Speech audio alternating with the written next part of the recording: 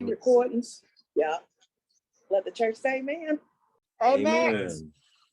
Amen. Dagan. All right. Well, welcome to our singleness class, World versus the Bible.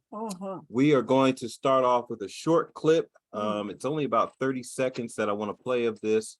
Hopefully it's still queued up. And so tonight we're going to be talking about this phrase that this guy uses in this particular video, loving from defense, loving from a place of defense. And so we're going to be talking about safety first, where people are in a place of singleness, but they're there because of hurt and pain and past issues. And they may or may not want to even think about a relationship because of their pain, or they may not be able to go into a healthy relationship. If they did go, it would be destroyed because of their past pain or their potential partner's past pain. And so we want to kind of talk about how trauma, pain, things like that affect your outlook on your singleness. And so we're going to have a lot of heart check type stuff tonight. So my prayer is that you engage, because that's what's going to make it most beneficial. If you don't interact, it's not going to be as beneficial. But if you engage, I guarantee we're going to do some great work tonight. So let me make sure this is queued up properly. Do you want to say anything before we get started? No. Okay.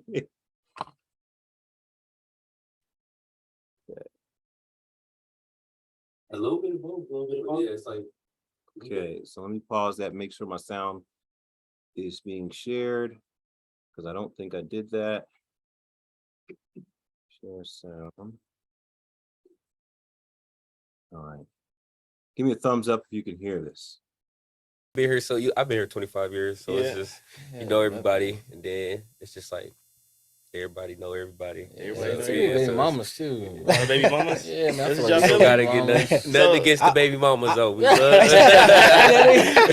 No, I was gonna say, I just feel like I think everybody trying to love from defense. You know what I'm saying? There's no offense taking place. You know, men, it's difficult for us to pursue, because I mean we've been hurt ourselves, and then you know with the whole social media things, people out here getting exposed. We like, yo, I just want to make sure you ain't out here talking to multiple niggas, but then I'm really feeling you. So everybody is kind of trying to love on each other or trying to holler at each other from a defensive standpoint. Yeah. So everybody's kind of timid, you know what I'm saying? Yeah, instead of just just trusting, just stepping out there. Yeah. And I can say I've been.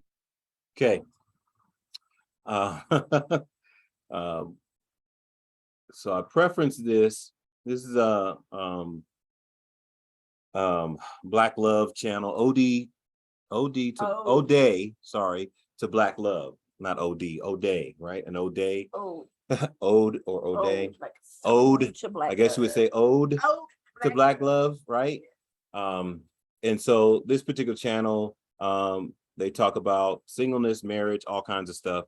And we caught this episode as we were on the road. Where were we coming from? We were going to South Dakota. And this phrase jumped out at us, loving from defense. Because I had never really heard it, but when he began to explain how people have been hurt, they don't know if they can trust people. You look at what people are posting on social media, so it makes you want to back off of people. I mean, there's a lot going on that I think is very modern and is very real in today's culture. And so I just wanted to bring that snippet. And then we're going to take a look. We're going to come back to that one. I'm going to double back to that one.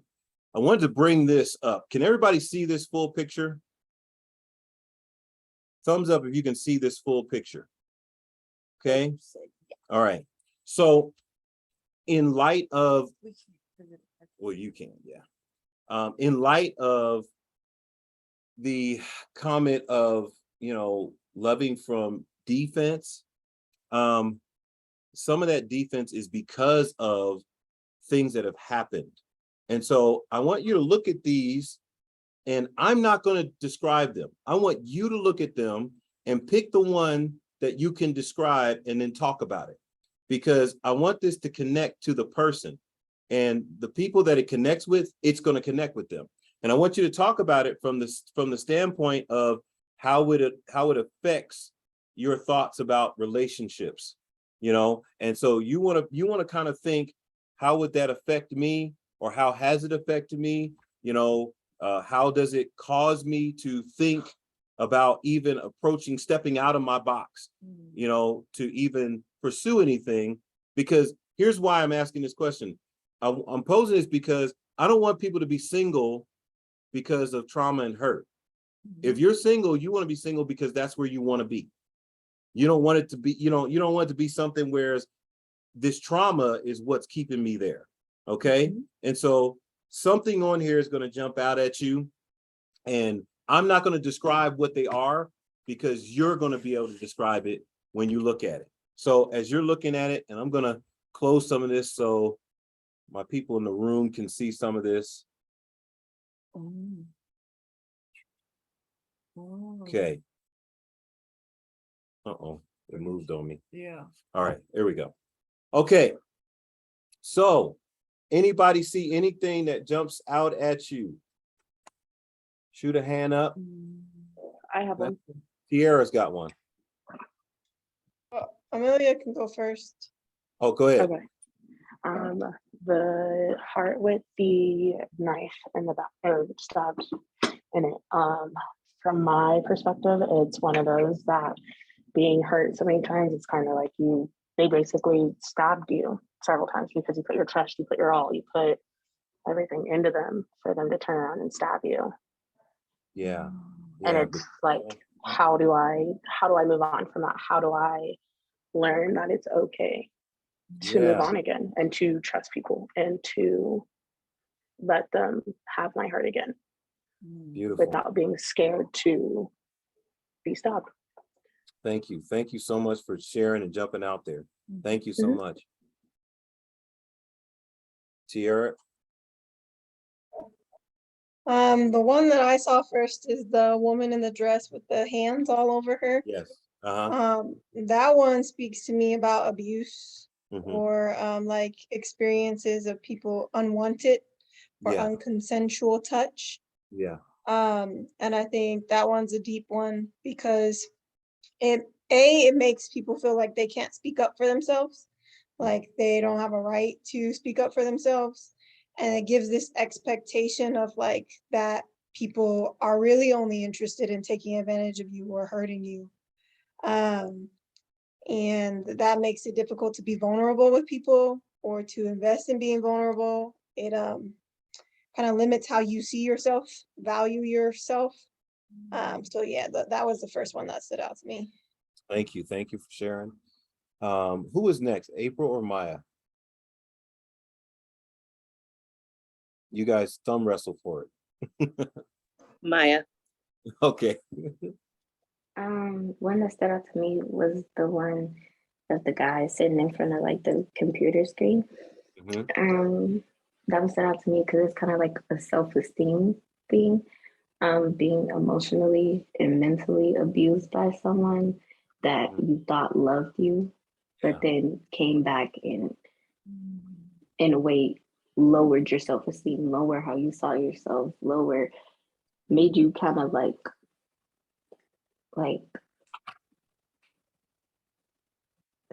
I don't know what's the word for it. No, you're doing all right. Be harder on yourself. Yeah. Yeah. Thank you. Thank you for sharing. April? So the one that Maya touched on is the one that got to me, but the other one that really stood out to me was the drug and alcohol. Because when we don't want to feel something, we medicate. We use some kind of substance to not feel pain, to not feel hurt, to escape. And that's what we use as our escape, is some kind of, whether it be meds, whether it be alcohol, whether it be sex, whether it be whatever, we use those as our vices to not feel anything. Thank you. Thank you. Raquel? I think two immediately stood out to me. What appears to be a little boy screaming, Yeah, yeah. and the broken heart. I think if your experience from childhood, maybe parental or um, whatever male figure, your first thought of the primary male figure in your life has broken your heart. In my instance, my father. So you hear love from a broken or a defense place. And then the look being a little boy and screaming and not, enraged in behind that. So yeah. Yeah, thank you. Thank you. You guys, man, very, very insightful. I got one, Go ahead, go ahead. but Maya and April actually kind of comment on it. But I've been thinking about this lately because it's such a mental thing. Is so I had a defense or have a defense, fat shaming, Mhm. and which goes with the things being said about you and everything like that. And it just seems like nowadays it's a different picture than it was when I was 25 years ago. And so there's a lot more accepted than what it was. But back then, when it was 25 years ago, if you was a big girl, they let you know you was a big girl if you was a different size. And so you heard a lot of negative things would kind of put you in a category that people didn't want you to be with you. They wanted you for other stuff. And so that's one. So you never really looked for love. Mhm. To piggyback off of what Miss Tyler said, it's still to that day. And I'm only saying that because I've gone through it where guys are like, yo, you're pretty, you're beautiful, but it's like when I say no to the one thing that they're wanting, then it's, oh, you're a slut, you're a, like just getting name called. And then it doesn't help any at the fact that literally because of social media, everyone hides behind their phone. They'll make fake accounts and will trash you on social media, and then now you're sitting there and you're getting name called and you're getting this left and right through social media, and you don't know exactly who it is because it's the fact of they're hiding behind a screen. Right. So now that they're hiding behind a screen, you're sitting there like, okay, am I really that bad of a person? Am I? Because I'm going through it with my mom. Sitting and talking to my mom on Friday. Going through it now. There's someone I'm talking to, and I get compared to his ex all the time and questioning if I'm good enough because he'll slide up on other people's story and be like, oh my God, you're so pretty, but I'm not getting it. So you're like, okay, if you can slide up on someone else's story and tell them that, then why aren't you telling me the same thing? So then it makes me question if I'm good enough for them. It makes me question whether or not I'm good enough for anyone. Because now I'm sitting here and I'm like, okay, I have one person doing that to me. I have other people telling me that because I'm not sleeping with them. Then it's, oh, I'm a slut. So you just have a mixture of different things. And it sucks at the fact that today's society makes it that way. Yeah. April and then Tiara, before you guys go, let me explain, because I think one or two people just jumped on. So what we're doing is that we're looking at these, I guess, pictures or, images. Thank you. Images. And we are looking at them from the standpoint of how they affect us in our emotional health and things towards trying to even look at relationships again. Because again, I want people to be single because they're deciding to be single because that's what's best for their walk with God, not because of any type of trauma. And so basically you're looking at the images and you're talking about the ones that stand out to you as it relates to your experiences. Okay. So I think we had April and then Tiara. To kind of piggyback off of what Miss Taya said, when it came to body shaming, I remember a time growing up where being the thick girl wasn't a good thing. Being the heavyset girl was not a good thing, where it's kind of flipped now, where being curvaceous, being thick, being plus size or like as they like to call it, BBW, has become what they want. But even in that, it's like there's still the other side that is still body shaming the curvaceous female. Right. Tierra, and then I think I saw Epic's hand. Yeah, I was just looking again at the pictures. And I was kind of focusing in on the medicine one with the doctor in the lab coat. I think that's a big one right now because there's a lot of like narratives going around now about like how, you can't love somebody if you're not healed, and you can't expect somebody to love you if you're still dealing with your trauma and you're broken and all this stuff. And like, on the one hand, that a lot of people do take that as, okay, well, that means I need to take care of myself and will invest in like therapy and all that stuff, which is good. But on the flip side, I feel like it kind of is kind of like how to put, it's not really, it's false advertising, right? Because you never really are done working through your issues ever. Right. Like even they might change, right? And you might get to a place where you're at least manageable, right? Versus like being in a tailspin. But like you never really are like this perfect human being with no flaws or whatever. And so it kind of makes it seem like people who are like going through issues or who are dealing with mental health, mental illnesses and taking medication and things like that aren't worthy of being loved by someone as they are. So that's another one that I was thinking of when I was looking at that. Yeah, I can see that. That's one of the reasons why I didn't put any label on any of these, because I wanted each person to look at it and interpret it. Epic and then Amber.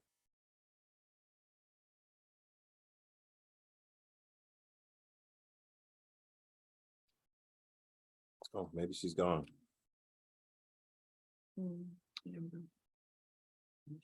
She's on there. Go ahead, Amber. We'll come back to Epic.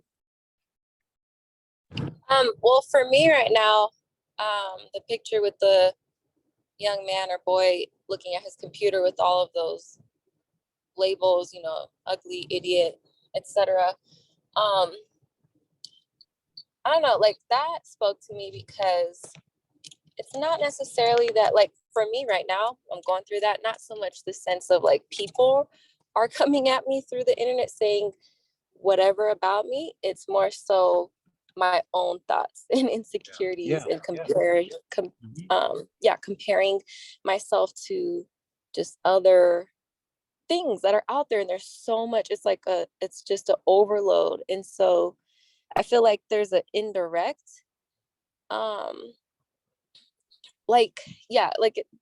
all of those things combined of being said, or just people posting videos, is just, it's like an indirect sense. Your life should be like this. And it could be something so innocent, but because, if you're going through something you're not quite healed on, then it can really trigger you. And so for me, I had to step down from social media because I kind of resonate with that dude. And I feel like it also raises a concern for the generations to come, because internet is not going anywhere, and those subliminal messages are not going anywhere, and idealistic lifestyles, and my kids, I just think about them like, man, if I'm dealing with some of this and I'm an adult and I know what it's like to be without the internet, what about my kids? Where it's like internet everything, So, it's kind of challenging to think about.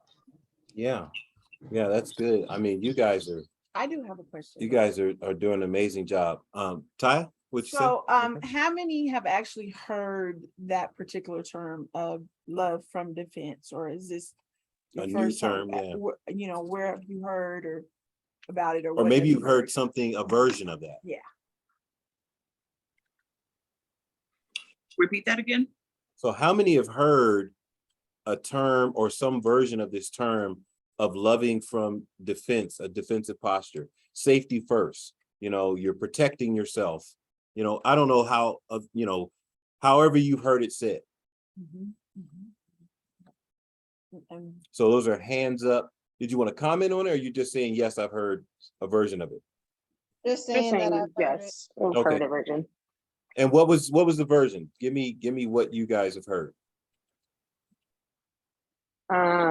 Mine is tough love. Oh, okay. Okay. I hear that quite often from my dad and my stepmom.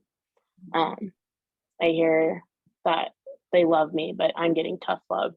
And it's hard to, because with my dad, my mom would know this. My mom, she, when, you know, she and I would have disagreements, it would be okay. We walk away. And then before we go to bed, she would tell me she loves me. Where with my dad, I don't even get that. I get nothing. He goes to bed mad. He goes to bed angry. He goes to bed not saying I love you, doesn't say goodnight to me. And I've told him on several occasions that it hurts, and yet doesn't do anything. So that's where I'm sitting at. Yeah, and I get that. That makes a lot of sense, because it's a way to protect you.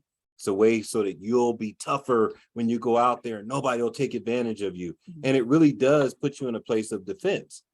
So it has you guarding yourself, because you know you got to be tough. So I get that. That makes sense. Raquel? I think you said it, guarded. You're too guarded. You know, you got to work through bricks and walls to get to you. So I think that's Right. Thank you. Amber? I would say, for me, it's not so much, well, I am pretty guarded, but it's not so much like just me. Now it's kind of like that whole tough love with my kids, where I'm like, it sounds bad, but you know, certain things, like my kid, you know, she's running in the store. I let her trip and fall and she cries, and I just look at her instead of running to her to grab her. And I feel bad, but at the same time, I'm like, well, you've got to learn. So sometimes it's like that tough love mentality too. Cause I'm like, just what I've gone through and see people going through, it's like, man, there's so much out here that's kind of like, you gotta prepare these young ones for whether it's right or wrong the way you're doing it. I don't know. Yeah. Didn't you do that to us once? What'd you say? I don't know. Asked my mom if she friggin', I think my brother did something, and she told my brother not to do it, and then he committed to do it, and then she let him do it, and he was mad because he got hurt. And she looked at him and was like, I told you not to. Yeah, the only way my brother. kids learn.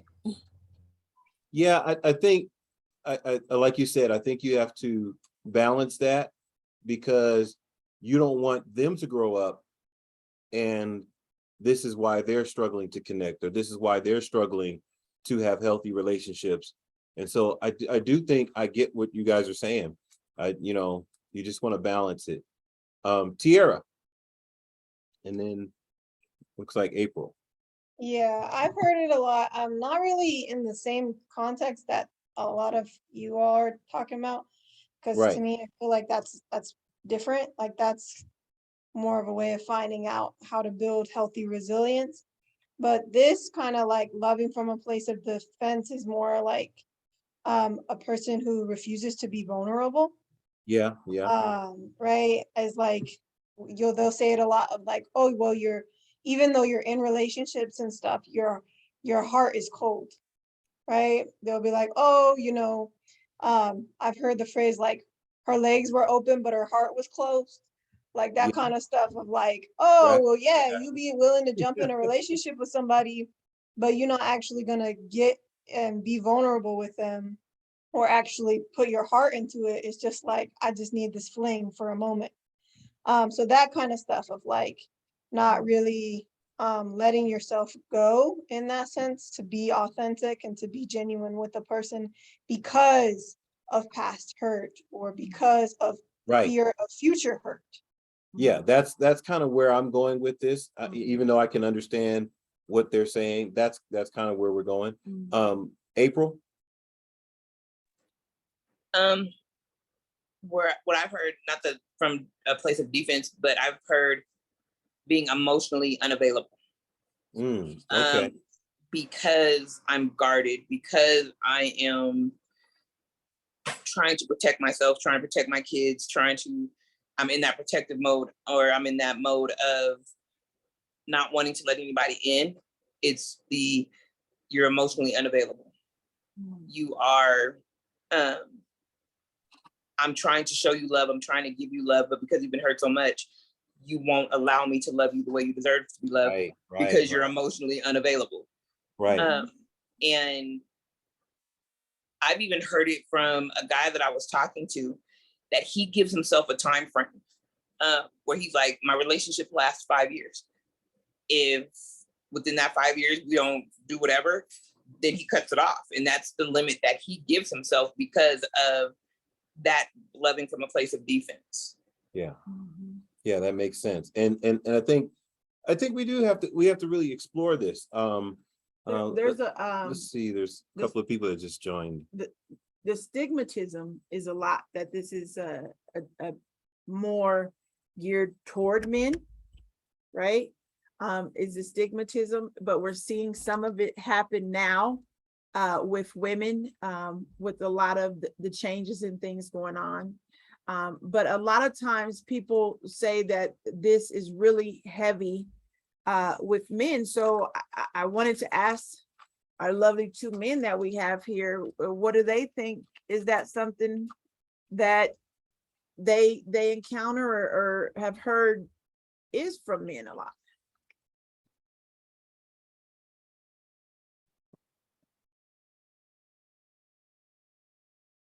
Go ahead. Well, we actually have 3 men here, huh? Yeah. No, I was talking about you and Kenji, but I forgot your dad because he's facilitating it, but he also counts too. Yeah. My perspective is a little different. All the men I've been around have always been more let's try this out and see what happens. So they've been really open, and they continue to be open. But it ends up being the women that are closed.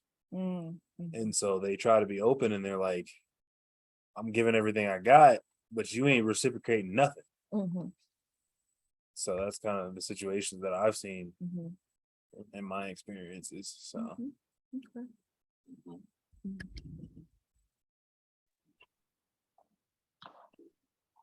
I have a question. Why is it that everyone, especially when you've been hurt so many times, we all think that the next is going to do the exact same thing? And what I mean by that is that, like, I got you. I've been hurt so many times by several different people and by guys, and then it's scared to open up or let someone else back in again, because I have that feeling of, okay, it's going to happen again. I'm going to open up to someone. I'm going to start all over again. I'm going to open up to someone, and then for them to turn around and do the exact same thing that I just went through, you know? Yeah, I think that's why we're going over this, because we really want, one of the goals of doing this class is for, if you're single or you're unmarried, is really what we're talking about. You address some of these things so that you don't have to, be afraid to re-engage if that's something that you desire to do, right? Because we want it to be that, singleness is not bad and relationships aren't better, right? I mean, they are what they are. And so whichever state that you're in, we want you to be content. And this is why we need to address some of these things, because if I have some of these traumas, right? If I look at some of these images and I start thinking about what has happened to me, it is going to be hard to move forward. It is going to be hard to think that, like as AJ was saying, that some of the guys he knows, they're actually open. And it's probably because they don't have the trauma, right? They probably don't really have, they're willing to try. Whereas, people who have done the relationship thing, they are overcoming some hurdles. If you haven't, then you are a little more open You know, now you may be traumatized by what happened to somebody else. Mhm. Right? You may have a friend that you saw go through some of these things. You know, like I ain't messing with that, you know. I And think so there are a couple of different things. there was a statistic, and I can't remember offhand, but I know you probably do, that stated that most women gravitate toward the same man, right? You're talking about the statistic that 80% of women date 20% of men. Right. 20% of the men. Yeah. 20% of the men. And so with that particular statistic, I think it would be a form of explanation in the sense of what you're saying, Amelia, because if I pick the same type of guy, it's just a different guy, then I'm going to keep encountering the same stuff. thing, Yeah, right? that makes sense. So that could be a possibility as well. Yeah. April. The statement that you just made makes me think of my sister, for instance, because she's that one that, oh, I saw mom and dad go through the divorce and everything that they went through with their divorce. I don't want to do that, so I'm not dating. So they go off of other people's trauma, yeah, and decide that nope, that's not for me. I'm not gonna do it, so I'll just be single. And it's like you can't base, and I've told her, you can't base your love, your life, your whatever off of somebody else's issue, because you're not them. You're not mom, you're not dad. So you can't put yourself in their shoes. Right. So I've watched my sister for the last however many years turn people down because she's afraid that her relationship is going to end up just like our parents. Well, and also with that statistic of the 20%, 80% of women picking 20% of men, that leaves 80% of men that are not picked, which would put them, some could be offended and have an approach of loving from defense because they have been looked over or shunned or whatever the case may be. But I also am reminded of a quote back in the day. They used to say that women don't pick a man till another woman gets with him to make him look better, something about he looks better. Yeah. And so it's still that people are gravitating toward that 20%. And I don't know why that is the case, or, but it certainly is real. It's like, I think the natural selection. I don't know. Something like that. Okay. So we're gonna move forward because I got a little more stuff to cover.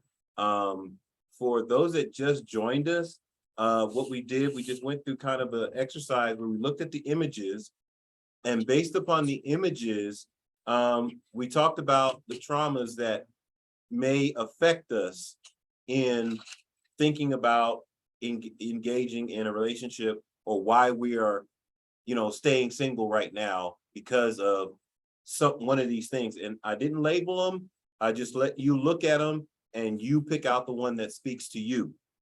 And so those that had kind of just jumped on, I'll give you about 2 minutes to take a look and then react to something on there. If not, I'm going to move on to my next slide.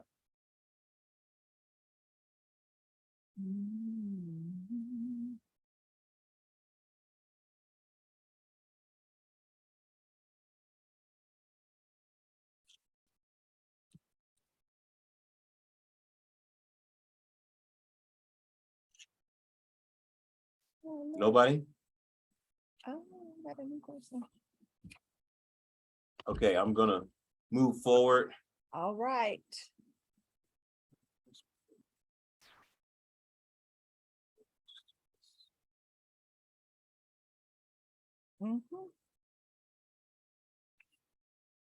Oh, Epic has something while you're moving forward. Go ahead, Epic.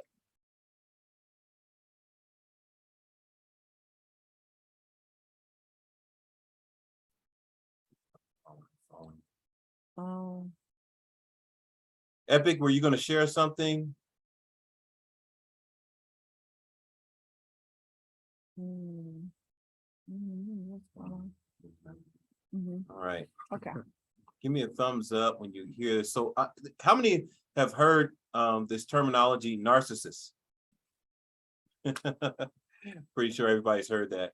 Good. This is a short video. I want to kind of, because as it relates to trauma, some of our trauma is from coming into contact with narcissists, you know, and so it does make it hard for you to kind of want to engage, or, you know, because you're dealing with a narcissistic person. And then some of us may be narcissistic in some areas.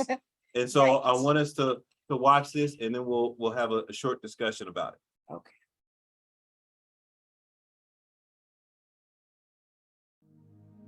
The curious double standards of narcissists. Narcissists are so many things in one. They have different lifestyle patterns, characterized as double standards. These people are characterized by alterations in healthy standards for. What just happened? You hit a button. Sorry.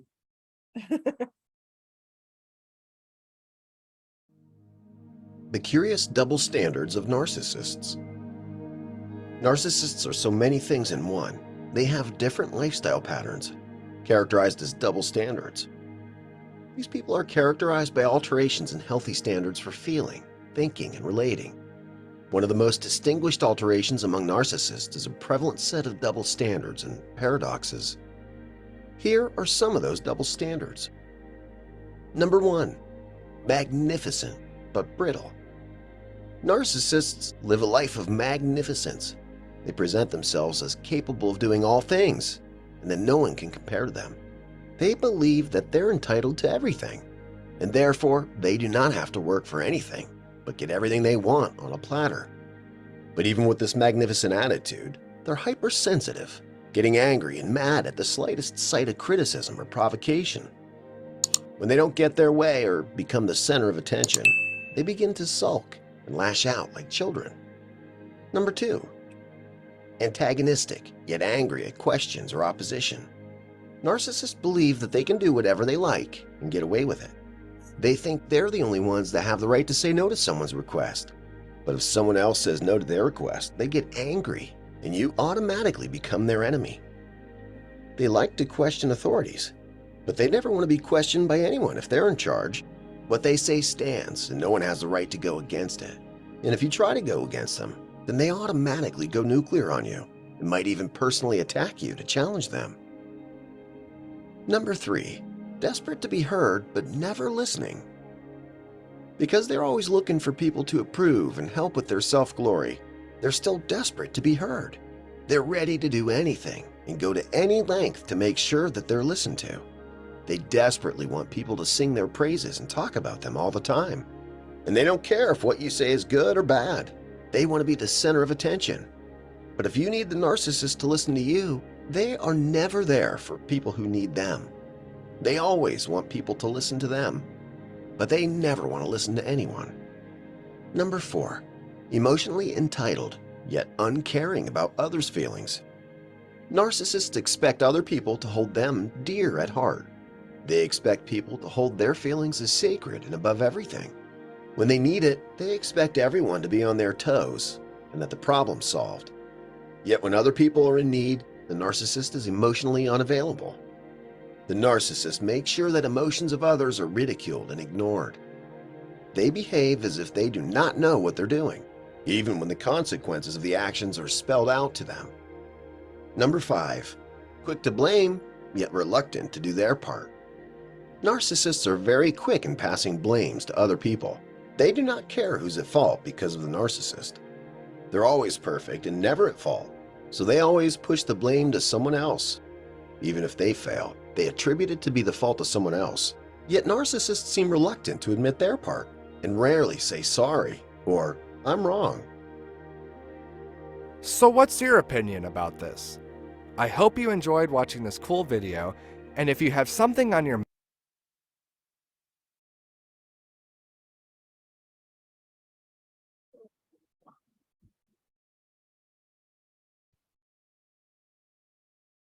All right. So what do we think about that video? Do any of those stand out to you? As you were listening, did any one of those traits of the narcissist stand out to you? Shoot a hand up and kind of give us a synopsis on the ones that stood out, or the one that stood out. Did you guys have one? A lot of them. I have a lot. A lot of them. April, Yes. April, go ahead.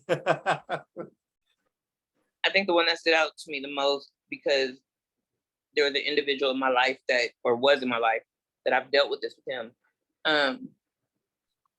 cared about his feelings, but didn't care about mine.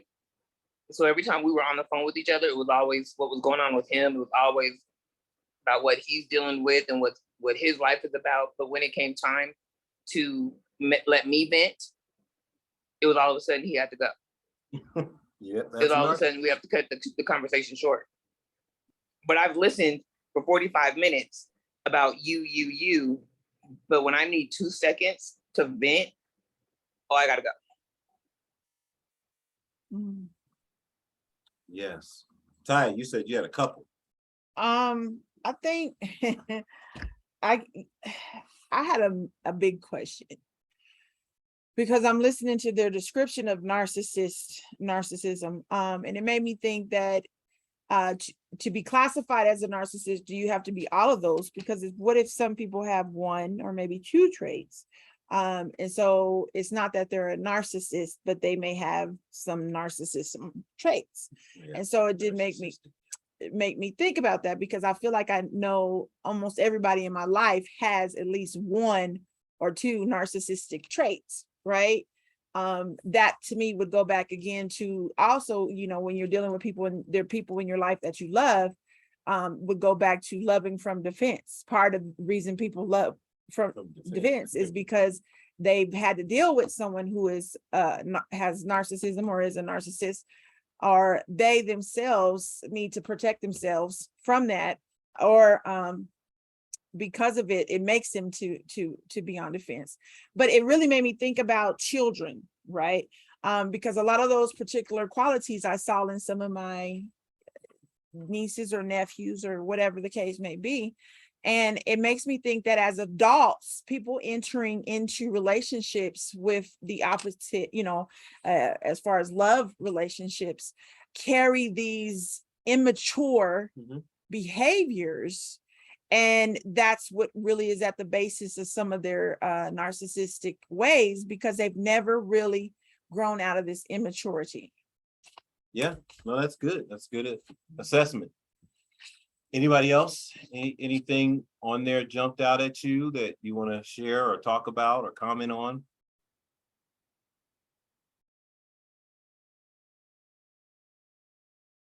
Nothing? Okay. I thought that one would raise a few more flags. Maya. If things don't go their way.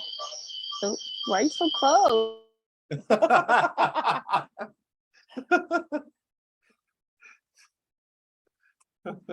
Try it again.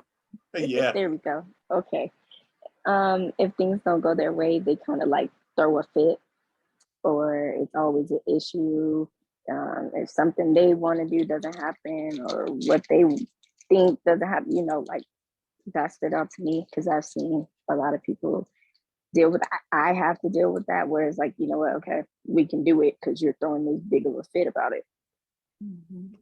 Yeah, and that does cause you to be on defense. Epic. Yes. So myself, I've been a victim of narcissistic abuse before, and one thing that I have to say is the absolute roller coaster of emotions that you go through, because first you have the love bombing, where they basically are acting like they worship you, like you're everything they ever wanted, and then after the love bombing, we have the devaluation phase, where they turn around and then they just start dogging you out, and you're confused, and then you get addicted to the cycle, because when you're in, because the love bombing feels so good, right? And you're actually starting to feel pumped up, like, wow, I am special. This person, like, I'm like, this is obviously meant to be, because whatever. and then you turn around and they start breadcrumbing you, and you're confused because you're like, okay, they were so over the top, wanting to do anything for me and tell me how wonderful it was, and then they turn around and it's like nothing, and you're just like, what happened? And then they do the future faking, which is when they tell you all these grandiose like stories about how it's going to be in the future, and you start to hold on to that and believe it's true, and it ends up really messing with the person's it ends up messing with the person's head. And the reason I know all these terms is because I literally, when I was a victim of it, it literally like got to me, it literally like messes with your it messed with me to where I just was like, it knocked me off my square. So yeah, narcissistic abuse is definitely bad. Yeah, you need to send me those terminologies. Future faking, love bombing. What's the other one you said? Breadcrumbing. Yeah, Breadcrumbing. I'm Text me literally all like, those. I need those. I'm literally, because I had to literally, I literally like have taken, like, gone in depth in researching it because of the fact of understanding what I was going through. And yeah, there is the malignant narcissist, there's the covert narcissist. Yeah, I understand that there's different types of narcissism. There's like the covert, malignant, and they present differently.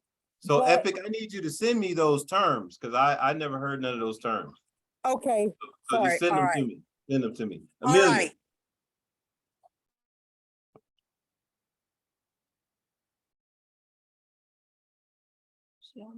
She's getting unmuting. Yeah.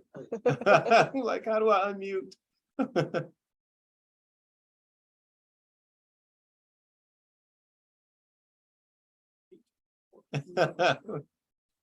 She's working on it. There we go. Sorry, my phone was acting weird.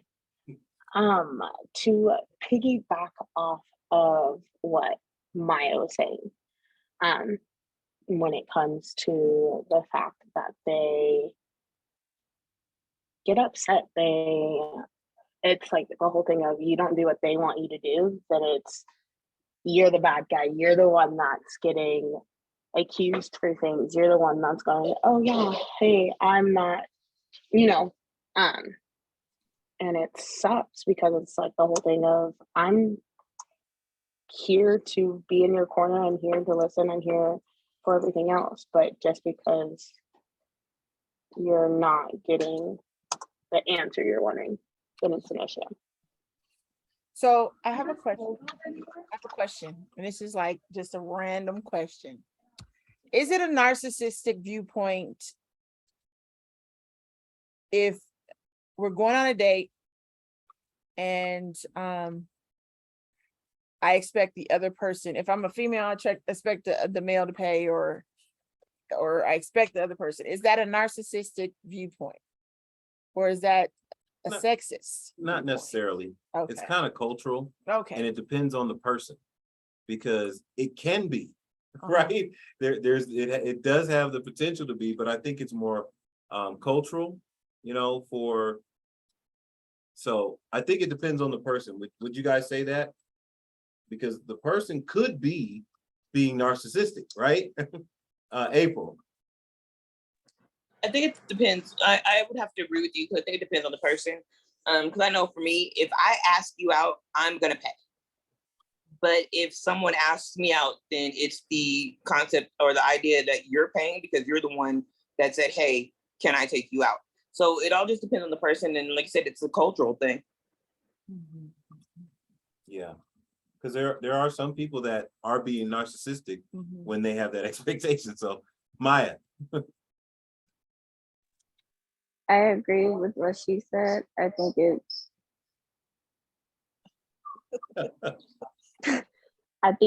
based on the person. Cause like for me, I'm more of I think we take turns. So if I pay the first date, you pay the second date, and we go back and forth like that.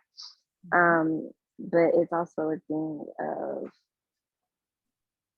there's been a guy that I talked to, and he was like, if you don't pay or you don't bring your own money to pay for yourself, then that's on you. We're not gonna go out, you know. So it's kind of, I think it's more so based on the person. Okay. April, is that a new hand or old hand? New hand. Okay. I think where the narcissism comes in at, like saying you're in that scenario that you gave, where the narcissism comes in at, and this is just my thought, is when there's expectations of the paying. So if I'm buying you dinner, then I expect there to be sex afterwards. If I'm buying you dinner, then I expect such and such afterwards.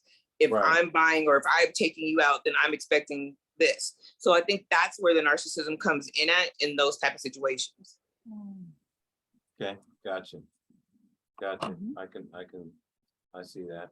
Amelia, and then Tiara, and then we're gonna move forward to my next slide. I think, hold on. Ow. No, it was my head. Okay.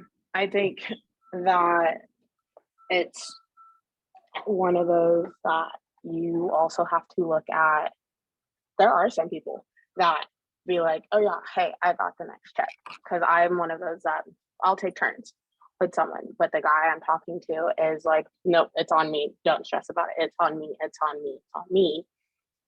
But then you kind of sit there and you're like, okay, I feel bad for not pitching in, you know, like I feel bad for not being able to help out on things. And it's like, okay, how do I pitch in if it's one of those that he's so insistent on it being he's paying for things, you know? Yeah. So you kind of have to figure out where you sit on things. Yeah. Okay. Tiara? Yeah, I don't know if I would say that that is necessarily like narcissism, the whole paying the bill thing. I think I'm always hesitant to throw out narcissism as like an explanation for everything, because it like is actually a disorder, right? Like, so I think that it's important to recognize the difference between like an entitled person and like someone who actually is a narcissist, right? Because like mom was saying earlier, I think at different points in time we all will be selfish. Yeah. And that's just a fact, right? Like sometimes people act entitled, sometimes people disregard other people's feelings because of what they want. Like I think that that is unfortunately just a part of human nature. And so like I'm always just kind of hesitant to like label a person that just because they're acting a certain way at a particular moment, because it's really about context, you know. You never know who like for me as a person who has a difficult time speaking up about what I need because I'm so used to just helping others and giving to others, like it can be harmful when a person like that speaks up and then somebody's like, oh, you're being entitled, you're just being needy, or you're just being whatever. So I think that it's always important to kind of just consider the context of people, because like what we could be saying is, oh, this person is being selfish, is them trying to establish a healthy boundary for themselves, you know, to make sure that they need. So it's like a fine line of like, okay, at what point is this person genuinely not caring about other people, and at what other points they're like, I just can't compromise on this, you know? Or incapable, you know, Right, or incapable. a narcissist is probably more incapable. They can't really stop themselves from doing it. It's kind of like you said, for it's an illness, so they can't even stop themselves from doing it. Okay, we got 2 more slides, one video and the final slide. So you guys are sticking with me. Hopefully we can do this in our last 24 minutes. Hey, Psych2Goers. Whoever said sticks and stones may break my bones, but words will never hurt me, forgot about emotional wounds. Ever stop to wonder why that forgotten birthday still hurts, even though it happened many years ago, or why you still stay awake at night wondering why someone backstabbed you in high school? Those are emotional wounds that have not healed. Unlike physical wounds, they aren't visible and we don't have a surefire, simple band-aid for it. The good news is that healing these wounds takes a few different tactics that we may not have thought about before. So let's go through how to recognize that you need that emotional first aid kit and how to use it. Number 1, being alive, but not living. Sure, being alive can be clinically spelled out in cool terms. Your heart is beating, you're able to remember your name, you can perform work functions, you eat food, and you sleep at night. But living is different. It's when you follow a passion, do fun things, and do anything outside the bare necessities. Maybe you've lost a loved one, and since then you felt undeserving of happiness. So you cut yourself off from all these things. And before you know it, you start living in survival mode. You're alive, but not really. Step back, look at the situation. Understand that you have a right to grieve, to be angry, to be hurt. Connecting with others can help you understand that living your life is not causing these things to happen. You may, in fact, find that not living your life is in fact hurting those around you who are still there for you and care about you. Number 2, being disproportionately angry or sad or emotional or Emotional wounds are wounds. When wounds are still tender and raw, a breath of fresh air can feel like fire. You know yourself. You know what normally gets to you. And when you start getting angry at things where 2 seconds later you think, what was that all about? Why did I yell at them? That's a sign of a possible wound that needs attending. You might not even be getting something directed at you. You could be looking at random paint colors and suddenly you're sobbing. You're not losing your mind. It's your emotions trying to communicate to you, saying, hey, you have some processing to do so we can get to healing. It likely means that there's something that hasn't been fully acknowledged and dealt with. It may be perceived as embarrassing or you thought you were done with it.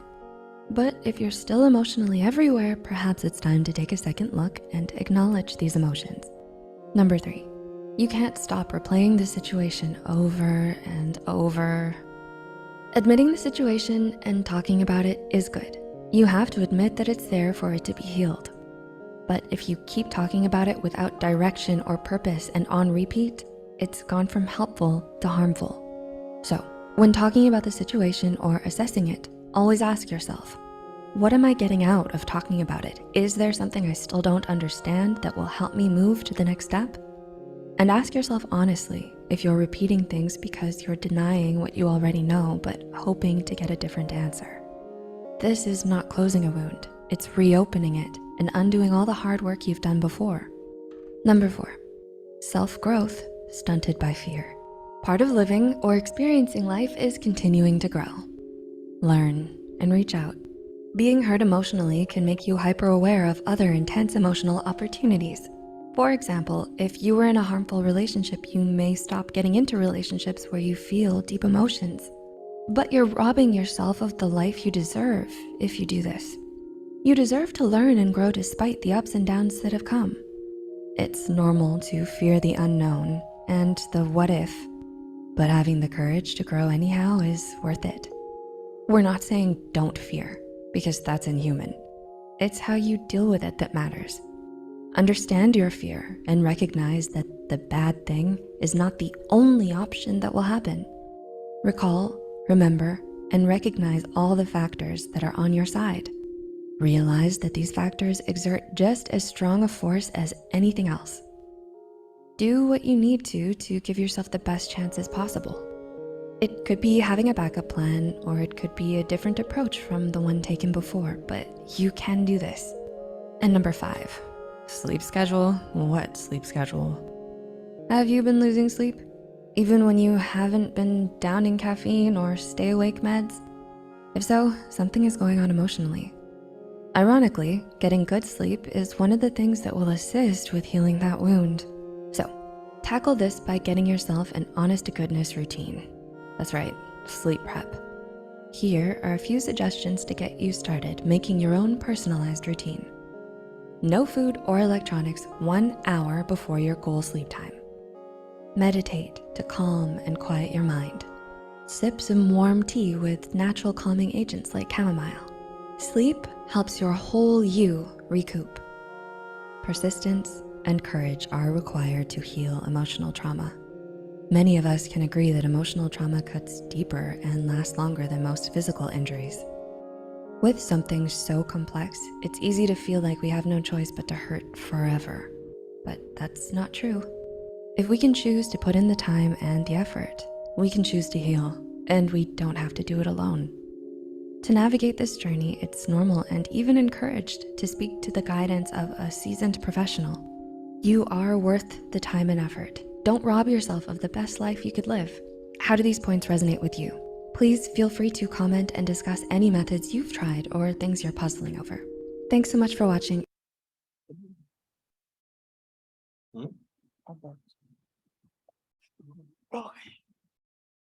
Okay. I don't know what's wrong with Epic's phone. Everybody could hear that, right? Okay. I think her phone reception is. All right, thoughts. Oh, we got some hands quick. April. I'm feeling some type of way about that video. Because especially with what's going on right now. Now it's got me like really sitting here questioning myself when it comes to me talking about the situation that I'm in right now, or that me and my family are in right now. Where it's like me talking about it, am I processing it, or am I just, so I'm like, do I continue to talk about it to somebody, or do I just sweep it under the rug and let it go? No, I think you actually answered your question in the delivery of the question.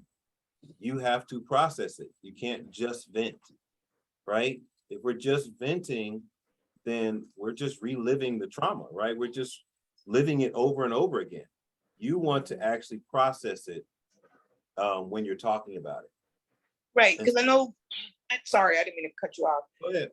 Because I know in, like, for instance, this morning I was talking to Jeremiah about what's going on, because I had cleaned up some stuff here at the house, and seeing the things that are being said and the things that have been done, it was the question of how can this person say this when I'm cleaning up stuff? So it was like, in my mind, I was processing, because I'm trying to figure out how we got here. And so what was your conclusion? What was the result of the process? So, because I'm actually going to address this in my last slide. So hold on to that. Hold on to that. I want to hear from some other people, and then we're actually going to address that specific thing in my next slide, my final slide. Zandra, hi. Hello. Sorry I'm late, Apostle. All of that. I had to go to the kids in school and meet their principal tonight. So I'm late hopping on. That video kind of contradicting to my situation as well. I kind of feel April on that one, because you feel like people always say, go and talk to people, reach out to people and everything like that. But sometimes with us doing that, it makes us feel like we're being a burden to others, and we don't want to say what's stressing us out or what's going on, or even let people know that you're going through it. So you isolate yourself instead of reaching out. Unfortunately, I'm kind of like in that situation from last week until this week, because I don't want to seem like I'm going and I'm complaining about what's going on, even though it's a hard time right now. I just feel like I've been more of a burden than a solution, and that's why I feel like I don't hear back from people, because they don't want to respond, because I feel like I'm being a burden to all of them. So that's kind of a catch-22 how I see it.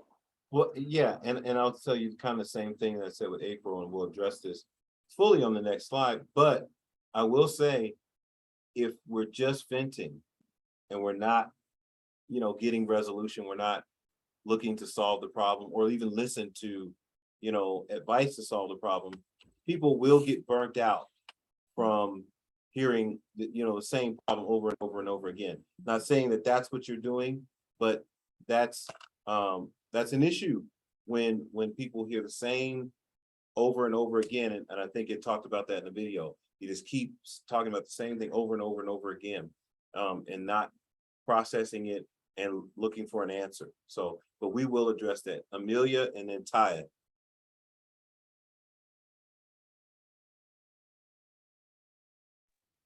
To kind of piggyback off of what my mom was saying, and I know you said that we'll talk about it a little bit more, but how do you feel safe in going and talking about your feelings when people are constantly like, oh, I'm here for you, oh, I'm here for you, but then when you actually do need them, just even if it is to vent or to get advice, and you're constantly there for that person, but when you need it, they're nowhere to be found. They're nowhere to be found. They're nowhere to be, you'll call them, they don't answer the phone, you'll text them, they're not answering. And then it's like weeks or months later when you finally hear back from them, but it's when they need something again. Yeah. And you're sitting here and you're like, okay, do you continue to be there for them and you continue to reach out, or do you continue to be there for them even though you know exactly how it's going to end, or do you shut down and handle stuff on your own? Yeah, I think you're kind of overlapping some things, and we're going to pull those apart. And so yes, I will talk about that on the very next slide, the final slide. Taya, okay. And then we're gonna... I just kind of correlate the emotional trauma as something like where Solomon would say time and chance happen to us all, right? It's going to happen to us all. And it's not about why is this happening, but our response to it. Like what you're saying, are you trying to vent or are you trying to heal, right? And we have to recognize healing is what brings us to a peace, to moving past it. The Bible would say to give forgiveness. I think to be in any type of relationship, you will encounter trauma, whether it be through deeds or words, right? When I say deeds, I mean they did something that may have offended you in that regards. I'm not talking about verbal, I'm not talking about physical abuse or something. I'm talking about they did something, you asked for something and they forgot. That's a deed, right? As opposed to being a breakup, right? To be in a relationship and experience a breakup is an automatic trauma, right? Because we don't intend to get into relationships to break up. Otherwise, people would not get into relationships. And so we have to understand that there's a grieving process that needs to take place, no matter how long you've been in the relationship. Because there's things that happen. Sometimes it's quicker, sometimes it takes a little more. Even in the case of whether it be with the intent for a marital relationship, or whether it be with a child relationship, or whether it be with another family member, those things happen because those people are closest to us in our hearts. And so we have to understand that it's going to happen. Like when I looked at this video, it made me think that because I looked at it from a different perspective. A lot of what was being described to me is also can be viewed as hormonal, right? Because I experienced all of that with menopause, right? And so then it took me back to the picture you were portraying with when Tira was talking about the drugs. So I need drugs because I'm going through this. It was a lot of different things. But at the end of the day, to me, this is just about how we deal with the things we encounter in our life. To lose a job causes emotional trauma, right? To move to a different city or state causes emotional trauma. Everything that takes us out of a comfort zone where we've had to put ourselves out to do something is going to cause some form of trauma. And we have to understand that to deal with it takes intent and purpose to deal with it, not just to sweep it under the rug and think we can just move to the next thing. April said, you're walking heavy, walking heavy, walking heavy. So with our last few minutes, I put this together. I actually put this together pretty quick, and I'm seeing some typing errors, but you'll get my drift. How to let go of things from your past. And sometimes, and this also applies to things that are current as well. The first thing is challenge painful thoughts with the truth of God's word. When you're going through these over and over again traumas, right? You're thinking about the same thing over and over again. At some point, you have to challenge that, because is it actually true? Is it actually what's really going on? You know, what does God's word say about it? And if I'm going to repeat something over and over in my mind, I want to repeat what God's word says. And so the Bible says that we are to cast down the arguments, right? And every high thing that exalts itself against the knowledge of God, and bring every thought into captivity to the obedience of Christ. And so when our thoughts are basically assaulting us, right? They're running rampant. We're going to have to bring those thoughts captive. And so we're going to have to challenge these painful thoughts with the truth of God's word. Because somebody says, well, what do I do when this person does this? Well, what does the word say? And now let me step into that. Let me lean all the way into that. Let's say with Amelia's situation, you know, when this person needs me, I'm there for them. But when I, reach out to them, they're not there, right? What does God's word say? Well, God's word says forgive, forgive and give them a fresh start. God's word says, if there's an ought, then you tell them, like, hey, how come every time I reach out for you, you're not there? A lot of people won't do that. They'll just suffer in silence, right? They'll just suffer, and no one will really know that that's what's going on with you. And so if you just suffer, then yeah, it's going to be difficult. So you have to, first of all, challenge those painful thoughts with the truth of God's word. What does God's word actually say? Now, this goes to also those situations. You create an accountability team. You handpick some people that you can go talk to, that will pray with you and that will give you sound advice. You don't have to tell everybody your business. Right. But you have to tell somebody, because you do need to talk about it. And you need to talk to people who are going to help you to work through the process and pray for you. And so James 5:16 says to confess your faults one to another, pray for one another that you might be healed.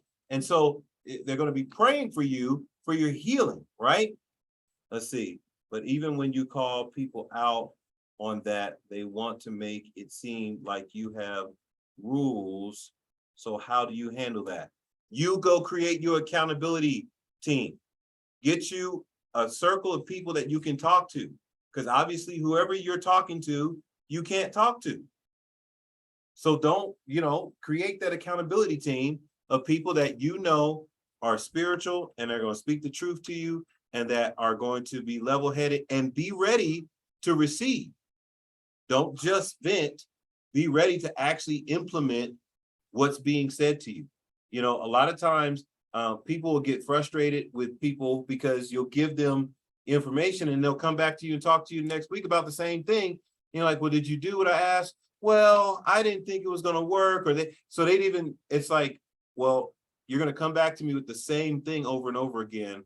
Eventually, a person is going to feel the temptation to back off, right?